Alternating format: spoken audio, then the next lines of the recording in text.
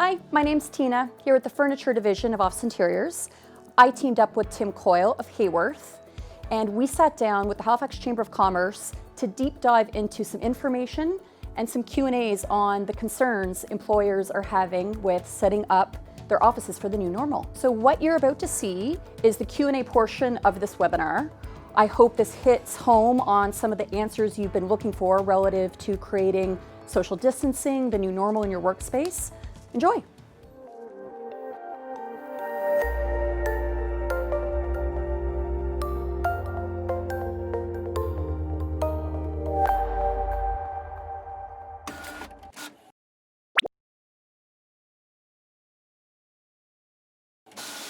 There are so many different solutions available depending on, culture and work styles come into play here a lot as well. Right out of the gate, when we sit down and kind of listen to their culture and their work needs and work styles, as well as their floor plate to assess their space planning, we can usually see there's really smart, easy ways to even stagger who comes into the office or when and how they use their spaces. And then, there's some ways we can reconfigure their existing furniture and just help retrofit existing. There's a lot of very easy ways without actually having to invest in too much, really. There's a lot of safety practices and behavioral changes we can do. And if you really need to invest in anything right out of the gate, it's just privacy screens. There's a number of types of privacy screens we have out there, from very affordable temporary screens to more permanent fixed screens, freestanding screens. Those are typically the 1, 2, 3 quick fixes that we can offer.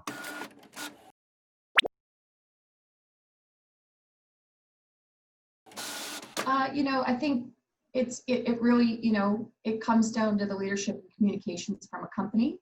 And working with us, that helps create that confidence of what they how they reassure their staff. But it's getting people used to being aware of certain behaviors. Your traffic flow, washing your hands a lot. Just really kind of managing how they see their new space. Tim, I'd say here coming into our office, I'm working from the office now. We've been open and operational throughout COVID and throughout the lockdown, actually. And we all feel comfortable here. We haven't made any major changes. But what made me feel reassured was we had lots of discussions with our managers about what we feel comfortable with. We did make a few tweaks, and we kind of worked through it virtually and started to slowly phase in, stagger till we got used to it. And I think that's why we've been lucky here, being a furniture showroom. We're a living, breathing showroom, everything we work in. So we're lucky with these products that are so versatile. We've been able to adapt without making too many major changes, honestly. And on that point, actually, our showroom's still open for visits, but please book ahead. But we'd still love to have you by, and we abide by all safety guidelines. And again, whatever your level of comfort is relative to wearing masks or not, and all that.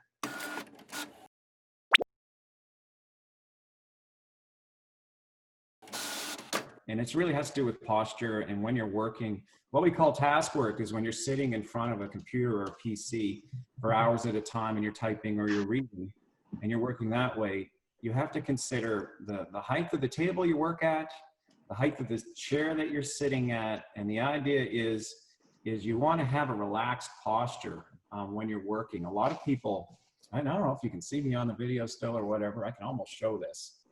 But if I'm sitting in a chair, this is crouching, and this is relaxed.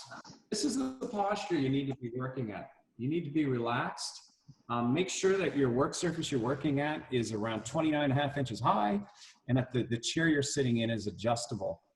If you're lucky and you can work at a higher or an area where you can stand up and work for a little while, that's important as well. Make sure you have lots of light. The ability to see outdoors is very important. So there's things that you can do at home to make yourself comfortable. The worst thing you want to do, though, is just to sit down on the only work surface in the house, which is typically the dining room table. And dining room chairs are not ergonomic chairs, so they're not great over a long period of time. And make yourself as comfortable as possible over that long period of time. Okay, And perfect. again, this is where Office Interiors comes in as well. We want you to feel set up no matter where you are, whether you're 500 staff downtown or a one-man show working from home. There's lots of tips and tricks to help get you set up ergonomically correct that are really easy if you're existing. And or we can break down the number one product you might want to invest in, or if you had any budget you could phase in or help from your employer. We're setting up at home, there's 1, 2, or 3 products relative to most important to beneficial complementary add-on ergonomic accessories as well that we can break down for you. Lots of options out there, so we can help advise what suits you best or your budget or the look you're going for and all that.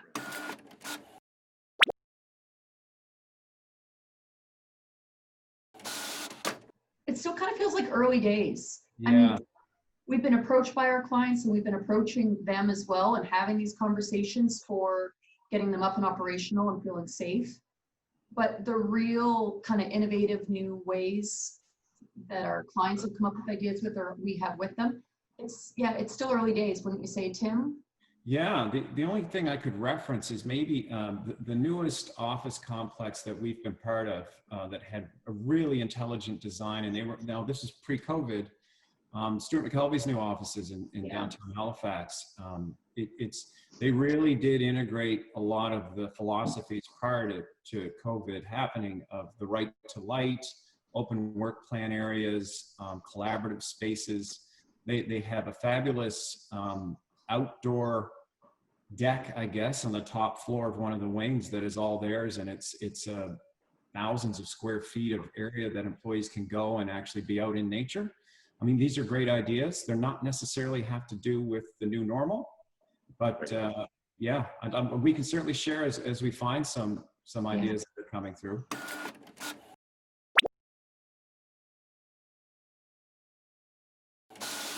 I'd say already right out of the gate, because we sell commercial grade product, we already have the integrity of pretty high quality finishes and surfaces. And we're always mindful of that anyway. For instance, any soft seating, modular seating, especially in an area where there'd be high traffic or it's a public space or kids are around or, you know, collaborative or meeting or people are eating, we always make sure to specify a great quality, you know, maybe a vinyl or a fabric that has stain repellent on it anyway, with keeping durability and cleanability in mind. So, and then relative to hard surfaces as well, you know, we only sell really great, durable, high quality products that can be easily cleaned and wiped down. So I don't want to get people too scared that they have to go to steel and plexiglass everything. It's a conversation we always have with any of our products anyway to assess those needs.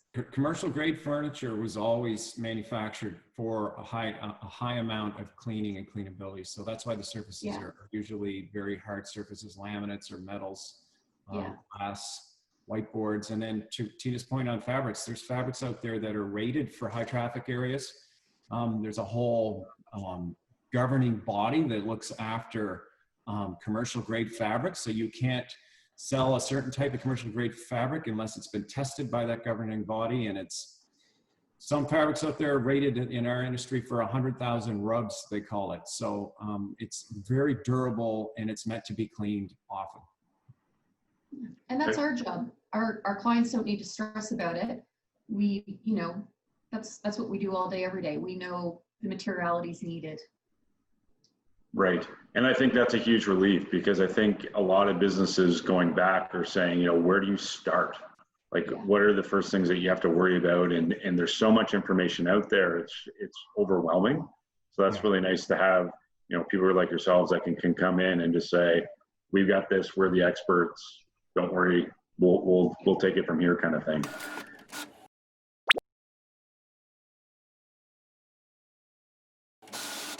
Key areas that, you know, I find our clients are so laser focused on, first and foremost, people being comfortable in their desks, but you know, places where people would gather, like the coffee station, the copier, boardrooms, meeting rooms, break rooms.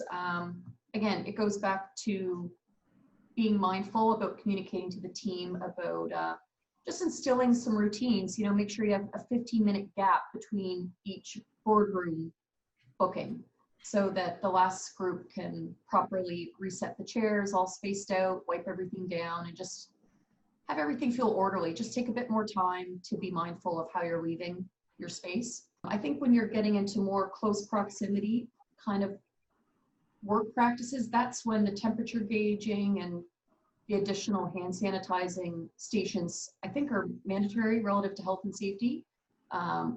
It's just great signage and great education on traffic flow, on work walkways being wide enough that people feel comfortable and are mindful to give each other space. Postage on reminders of hand washing. And yeah, if you can put out hand sanitizers or wipes, or have gloves and masks available to those who feel they would require them, that's all great. Tim, anything else? No, not really. Just like what Tina mentioned about signage and stuff, that's called wayfinding in the industry. And I think there's going to be a dramatic change to the strategies for wayfinding to get in and out of buildings.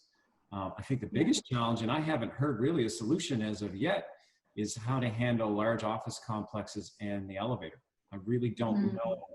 I haven't heard of any grand solution yet that's efficient.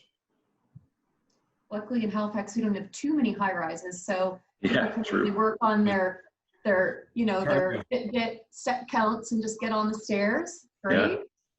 Yeah. I'm True. trying to stay optimistic about all this. I think short term, at least, our innovations just seem to add to our health and well-being, which is good. Because, I know COVID's been stressful, so it's all about mental health too.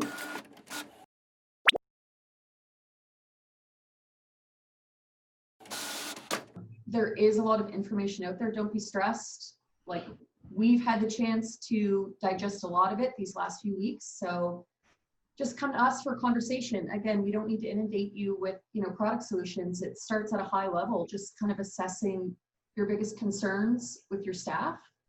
And we'll go from there. Have a chat. Yeah, just echo what Tina says. We're prepared. We've been working for a couple of months, gathering information that we know commercial clients are going to need. And so we have access to it, and we'd love to share it with you. So we hope you found that informative, helpful. Needless to say, if this leads to more questions, feel free to reach out to me directly or head over to our website, to our Learning Center. And finally, we really just wish you nothing but the utmost success in navigating a safe return to work.